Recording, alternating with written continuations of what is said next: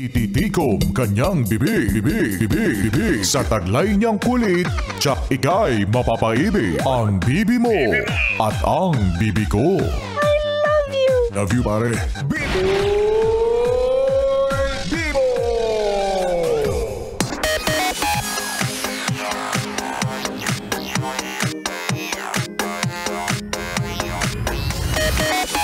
Bibi, ako yung nagbabalik para pa rin sa ating Bibi Time. Ngayon ay pinag-uusapan natin ay yung pinakapaborito mong tao sa mundo.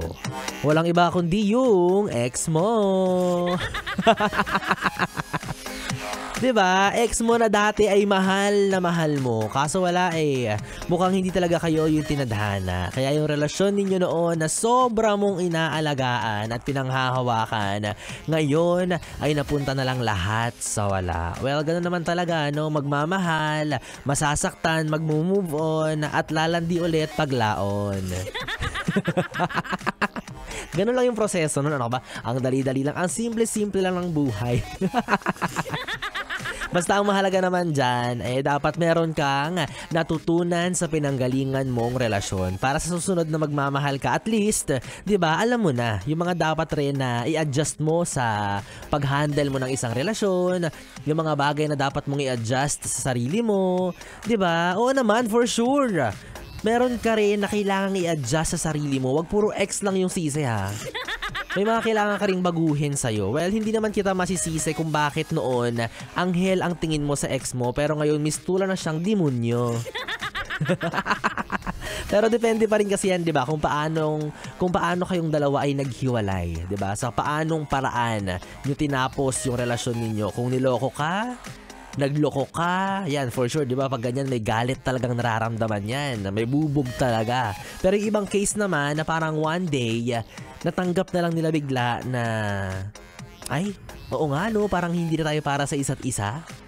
And they choose to end everything ng maayos. Posible din naman po yan. Oo, may mga magjowa rin naman na natatapos sa maayos na paraan, 'di ba? Kaya kung ako yung tatanungin kung pwede ba maging magkaibigan yung mag-ex, siguro, 'di ba? Baka mukhang pwede naman, lalo na kung naging maayos naman yung hiwalayan. Strictly with boundaries and limitations. 'Di ba? Hindi porket kaibigan mo yung ex mo, yayayain mo nang sabay maligo. Porket sabay kayong maligo ng mga kaibigan mo, gagawin mo rin sa ex mo. Hindi na pwede yon. Wag ganun, ha? Diba? It is a kind of friendship na alam mo na itong taong to minsan nakasama mo sa saya. Dinadamayan ka ng mga panahong nalulungkot ka, diba? Not that type of friend na makakasama mo sa banding, mayayaya mo ng kayong dalawa lang. Hindi na ganun. Diba? So parang it's just about appreciating kahit papaano yung pinagsamahan ninyo. And again, kung naging okay naman and smooth naman yung hiwalayan nyo, go for it, diba? Tapos kung wala ka pa namang jowa na stricto, wala pa naman siyang jowa na lagi siyang binabakuran, di ba pwede pa naman, diba?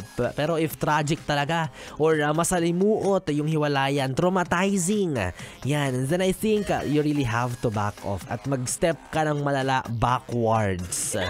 And reminder lang din, ha, na hindi lahat ng nakipaghiwalay sila yung masama, sila yung nagsawa. Oo, hindi ganoon. Hindi palaging ganoon. Baka mas malakas lang talaga yung loob nila na tapusin yung bagay na alam niyang hindi na talaga pwede, di ba? Hindi na talaga mag-work para sa kanilang dalawa. At hindi rin naman lahat ng iniwan ay niloko. Oo, wag kayong mga pa-victim. Yung iba deserving naman talagang iwan kasi may pagkatarantado din. Diba? Oo, hindi bakit iniwan ka. Iniwan niya ako sa ere. Ang tanong, bakit ka iniwan? Kasi naging makirikate. Ganun yun. Oo, yan ang sinasabi ko sa inyo buti pa ako wala akong planong makipagbalikan sa ex. Hello, yung gas nga sa bahay pag naiwan kong bukas hindi ko na binabalikan. Yung ex ko pa kaya. Hoy, joke lang ha. Baka magalit yung mga kapitbahay ko sa amin.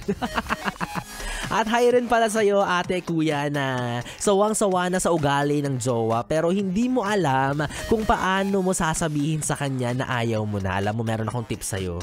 Ang dapat mong gawin ay pumunta kayo sa Star City. Oo, sakay kayo ng Frisbee or Star Flyer. Tapos, dun mo isigaw lahat. Dun mo isigaw na, ayoko na! Sawang-sawa na ako. Ayoko na. Itigil na natin to, kuya. O, di ba kahit pa paano, gagaan yung loob mo. Ayan, speaking of Star City, reminder lang mga yes friend kong Bibi, bukas na po ang Star City from Wednesday to Sunday.